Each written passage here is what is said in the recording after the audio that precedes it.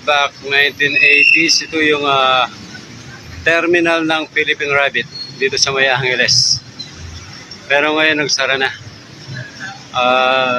Nag-transfer po yata sila sa may highway, kung hindi ako nagkakamali. Yan. Philippine Rabbit Terminal. Yan guys, dito tayo sa may Angeles, Henson. Thank you. Okay guys, nasa Henson pa rin tayo, no? Noon guys, alam nyo itong King City Sales and Marketing Corporation. Dati pong sinehan to. Dating sinehan to. Mga panahon ng 80s.